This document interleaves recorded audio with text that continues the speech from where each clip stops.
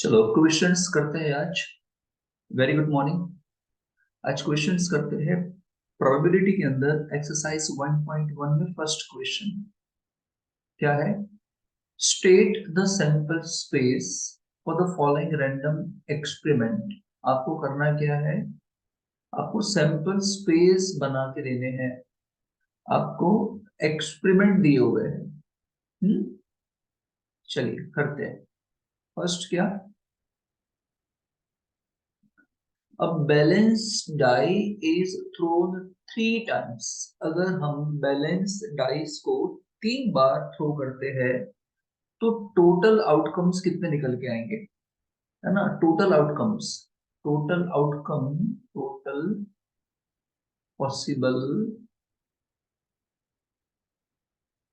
Outcomes कितने निकल के आएंगे अगर हम बैलेंस डाई को 3 टाइम टॉस करते हैं। बैलेंस्ड डाई नहीं होना चाहिए, ये होना चाहिए बैलेंस्ड कॉइन। 3 टाइम्स हम क्या करते हैं सर, थ्रोन करते हैं, टॉस करते हैं। In short total possible outcome कितने निकल के आएंगे सर कितने निकल के आएंगे अगर आप एक बार टॉस करो तो हेड का तो टेल, ऐसे 2 आउटकम निकलेंगे ना, हेड का तो टेल, मतलब 2 आउटकम निकलेंगे। इसको दूसरी बार टॉस करोगे तो अगेन 2 आउटकम निकलेंगे, अगेन 2 आउटकम निकलेंगे। इसका मतलब ये 2 का क्यूब, इसका मतलब टोटल 8 आउटकम्स निकलने वाले हैं। कितने? 8 आउटकम्स। चलिए कौन कौन से, आपको तो सैंपल स्पेस बना के देना है। क्या बना के देना है? सैंपल स्पेस बना के देना है। तो कौन कौन से आउटकम निकलेंगे, है ना, वो आपको सैंपल स्पेस बताना है। अगर एक ही कॉइन को अगर आप 3 बार टॉस करोगे तो होगा क्या, होगा क्या कि तीनों बार क्या आए, एच, एच और एच आए, तीनों बार एच आया। या अब क्या हो सकता है, अब देखो कैसे करना है आपको ध्यान से, है ना। ये जो लास्ट वाला है ना, ये एच, सिर्फ इसको ही चेंज करना है, ध्यान रखना, इसको ही चेंज करना है। तो अब क्या निकलेगा, एच, एच, इसको ही चेंज करना था तो टी, ये होगा। अब ध्यान से, इससे पहले वाला ये एच है, ये, और इसको ही चेंज करना है, बाकी सब जैसा था वैसा रख देना। इन दोनों को देखना, इन दोनों को देखना आप, देखना इधर और रखना इधर। और ख्याल क्या रखना है कि एच और ये एच बीच वाले को ही चेंज करना है, बाकी जैसे आपके अल्फाबेट्स थे वैसे लिख देना है। तो पहला क्या था, एच, तो एच, ये क्या है, एच को चेंज करना है मतलब टी, ये एच है तो सेम लिख दो, कॉमा, ये एच सेम लिख दो, ये एच को चेंज करना था यानी टी, इस टी को सेम लिख दो, कॉमा। हो गए। अब क्या ख्याल रखना है, इन तीनों में, इन चारों में ये पहले वाले को चेंज करना है, इसको। बाकी जैसे थे वैसे लिख दो। तो पहले वाले को चेंज करेंगे तो क्या आएगा, टी, एच, एच, कॉमा, यहां ध्यान देंगे अभी, पहले वाले को चेंज करेंगे तो टी, एच, टी, यहां ध्यान देंगे, पहले वाले को चेंज करेंगे, टी, टी, एच, यहां ध्यान देंगे, पहले वाले को चेंज करेंगे तो टी, टी, टी। हो गए 8 आउटकम्स, देखो 1 2 3 4 5 6 7 8, 8 आउटकम्स। ठीक है। दूसरा question, a balanced die with 6 sides and a balanced coin are tossed together। balanced die and एक बैलेंस कॉइन, तो टोटल पॉसिबल आउटकम एन कितने हो गए, है ना। अब बैलेंस डाई विथ 6 साइड, मतलब इसमें से 6 साइड्स होगा तो 1 2 3 4 5 6, इन 6 नंबरों में से कोई भी नंबर आ सकता है। एंड इसके साथ साथ, एंड मतलब मल्टीप्लिकेशन, इसके साथ साथ हम कॉइन भी तो टॉस कर रहे हैं ना, और कॉइन में क्या निकल के आ सकता है, हेड का तो टेल, मतलब वहां पे एच का तो टी, तो में से कुछ भी निकल सकता है। इसका मतलब इसका टोटल पॉसिबल आउटकम कितने होंगे, 12। कितने हो गए 12, है ना। समझे किस तरीके से। ये जो 6 नंबर आया कैसे आया, ये 1 2 3 4 5 एंड 6, इन 6 में से कोई भी निकल सकता है, नंबर आ सकता है। एंड ये जो 2 है इसका मतलब क्या है, हेड भी आ सकता है और टेल भी आ सकता है ना। तो इस तरीके से 12 आते थे। तो उनका सैंपल स्पेस क्या होगा, उनका सैंपल स्पेस क्या होगा, क्या होगा, क्या हो सकता है, का तो H1 हो या 1H हो, है ना, 1H हो, का तो 2H हो, का तो 3H, का तो 4H, का तो 5H, का तो 6H, ये हो सकता है ना। ये 1 को लिया हमने इसके साथ, फिर 2 को लिया H, यानी हमने क्या किया, H को कांस्टेंट रखा। और क्या हो सकता है ना, और क्या हो सकता है, 1T हो सकता है, 2T हो सकता है, 3T हो सकता है, 4T हो सकता है, 5T हो सकता है एंड 6T हो सकता है, दैट्स इट, और कुछ नहीं हो सकता है। अब बोलोगे सर H1 भी तो हो सकता था, H1 is nothing but 1H। अब बोलोगे सर H6 भी तो हो सकता था, तो ये है ना 6H, दोनों सेम है ना।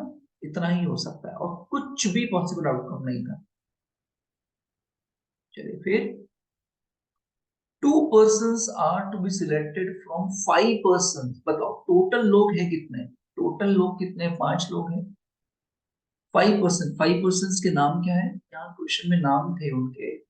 इन 5 पर्सन के नाम है A B C D and E, ये 5 लोग हैं।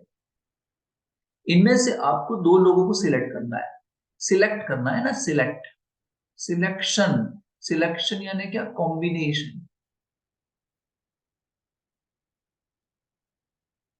और कॉम्बिनेशन में हम एनसीआर की फॉर्मूला फॉलो करते थे, याद है ना, N factorial, R factorial, N minus R factorial, है ना। बताओ टोटल कितने लोग हैं, 5 लोग हैं, सिलेक्ट कितने लोगों को करना है, 2 लोगों को करना है आपको। तो आप करोगे क्या, एनसीआर की फॉर्मूला करोगे, जहां पे एन कितना है, फॉर्मूला क्या है, N factorial divide by R factorial, N minus R factorial. बताओ एन कितना है,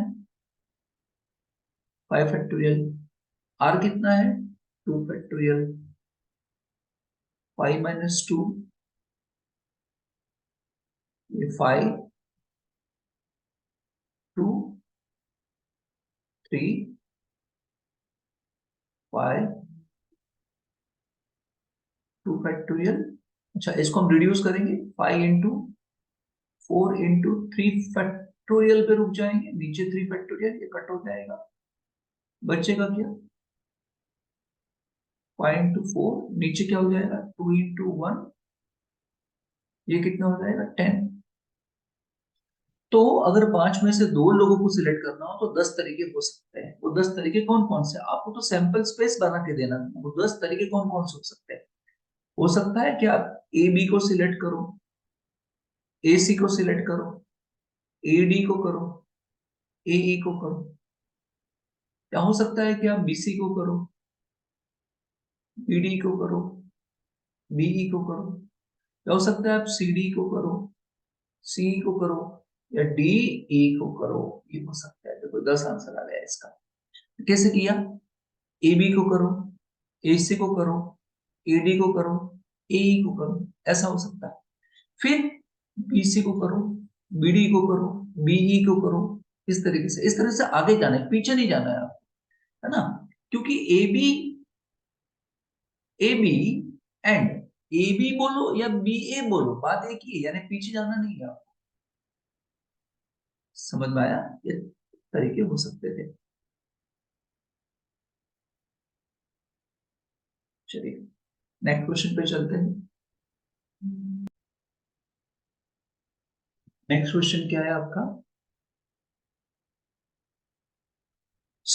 right the sample space. Again आपको सैंपल स्पेस लिखना है, सैंपल स्पेस लिखना है फॉर द मार्क्स, मार्क्स के लिए इन इंटीजर्स, मार्क्स आपको इंटीजर्स में लिखना है, फ्रैक्शंस में नहीं लिखना है। Scored by student appearing for an examination of 100 marks and state the number of sample point in it, है ना। तो कहना क्या चाहते हैं, कहना ये चाहते हैं कि स्टूडेंट्स ने एग्जाम दी और एग्जाम का जो पेपर था वो 100 मार्क का था। अब ये जो बच्चे एग्जाम दे रहे हैं और 100 मार्क का पेपर है, तो कितने बच्चे के कितने मार्क्स आ सकते हैं, कितने मार्क्स आ सकते हैं। अगर 100 मार्क की एग्जाम है तो हो सकता है किसी बच्चे के 0 मार्क आए हो, किसी बच्चे के 100 मार्क आए हो, और किसी बच्चे के 0 या 100 के बीच में कुछ भी आया हो, 1 2 3 4 5 6 20 80 60 90 कुछ भी, है ना। तो इसका आपको सैंपल स्पेस लिखना है और वो इंटीजर्स में, ऐसे नहीं लिखना है किसी बच्चे के 24 एंड 1/2 मार्क आया, ऐसा नहीं। ठीक है, तो बहुत सिंपल है सर, तो है ना। क्या है, राइट द सैंपल स्पेस। तो सैंपल स्पेस राइट करने में क्या आएगा, हो सकता है किसी बच्चे की 0 आए मार्क, किसी बच्चे के 1 आए, 2 आए, 3 आए, डॉट डॉट डॉट डॉट करके आपको लास्ट में लिख देना है 100। ठीक है, सिंपल था। Yes sir, simple. Next question पे चलते हैं। चलिए क्वेश्चन नंबर 3 पे, क्वेश्चन 3 में क्या कह रहा है आपको, ध्यान से। राइट दी, राइट दी सैंपल स्पेस, सैंपल स्पेस आपको बनाना है for randomly selecting one minister and one deputy minister from 4 person। 4 लोग हैं, 4 लोग में से किसी एक को मिनिस्टर बनाना है और दूसरे को आपको बनाना है डेप्यूटी मिनिस्टर। चलिए आंसर कैसे लिखेंगे सर, आंसर कैसे लिखेंगे, देखिए आंसर कैसे लिखेंगे, बताओ। लोग कितने हैं, 4 लोग हैं, ए बी सी डी। कहाँ दिए 4 लोग, ये मैंने मान लिया कि 4 लोग है। देर आर 4 पर्सन, ये 4 पर्सन ये लोग है। ठीक है, 4 पर्सन ये लोग है। अब इनमें से किसी एक को क्या बनाना है आपको, मिनिस्टर, और दूसरे को डेप्यूटी मिनिस्टर। और आपको बोल दिया है क्लियर कट के सिलेक्शन है। अगर आपको सिलेक्शन बोल दिया है, सिलेक्शन, तो सवाल ही नहीं आता, आपको कॉम्बिनेशन का इस्तेमाल करना होगा, परम्यूटेशन का नहीं, है ना। तो कॉम्बिनेशन की फॉर्मूला क्या थी, कॉम्बिनेशन की फॉर्मूला थी एनसीआर करके, है ना। NCR is equal to n factorial divide by n minus r factorial, यहाँ पे r फैक्टोरियल लिखा, डन ना। चलिए कैसे करेंगे, पहले पहली बात तो इन 4 में से ए बी सी डी, इन 4 में से आपको पहले सिलेक्ट कर देना है कौन, मिनिस्टर। तो मिनिस्टर सिलेक्ट करेंगे, 4 में से कोई भी हो सकता है ना। तो 4C1, सिंपल है, 4C1, है ना। इन 4 लोग में से एक का ही सिलेक्शन करना है ना, 4C1। तो 4C1 का आंसर कितना आने वाला है सर, 4। ठीक है, 4C1 का आंसर कितना आएगा, 4। और एक बार इन 4 में से एक बंदा मिनिस्टर सिलेक्ट हो गया, तो फिर करना क्या है, तो फिर आपको 4 नहीं, अभी 3 ही बचेंगे, है ना। ये मिनिस्टर सिलेक्ट हो गया, 4 में से कोई भी मिनिस्टर सिलेक्ट हो सकता है। यानी ए भी मिनिस्टर बन सकता है, बी भी बन सकता है, सी भी बन सकता है, डी भी बन सकता है, पता नहीं कौन बन सकता है, बट अब 4 हमारे पास ऑप्शन है। अब एक बंदे को आपने मिनिस्टर बना दिया, 4 में से कोई भी, का तो ए, का तो बी, का तो सी, का तो डी, तो एक मिनिस्टर बन गया ना। अभी बचेंगे 3 ही, वो 3 कौन से बचेंगे, इसमें से एक निकाल दो कोई भी, है ना। तो 3 बचेंगे फिर, तो 3 में से किसी एक को हम बनाना है हमको डेप्यूटी मिनिस्टर। ठीक है, तो ये कितना आंसर आएंगे, 3। इसका मतलब ये 4 मिनिस्टर एंड, याद रखना इवेंट अभी अधूरा है, एंड एक डेप्यूटी मिनिस्टर, तो हमारे पास 12 कॉम्बिनेशंस निकल के आते हैं। कितने कॉम्बिनेशन निकल के आते हैं, 12। ठीक है सर, वो 12 कॉम्बिनेशन कौन कौन से होंगे, हाँ तो हो सकता है ए को मिनिस्टर बनाया हो और बी को डेप्यूटी मिनिस्टर, ए को मिनिस्टर, सी को डेप्यूटी मिनिस्टर, ए को मिनिस्टर, डी को डेप्यूटी मिनिस्टर, या ऐसा भी तो हो सकता है ना राजा कि बी को मिनिस्टर, ए को डेप्यूटी मिनिस्टर, है ना, बी को मिनिस्टर, सी को डेप्यूटी मिनिस्टर, डी को मिनिस्टर, डी को डेप्यूटी मिनिस्टर। समझ गए ना क्या कह रहा हूँ, थक गया।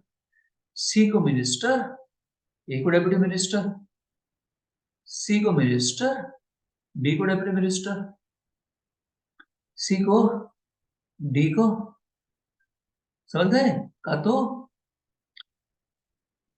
डी को, ए को, डी को, बी को, डी को, सी को।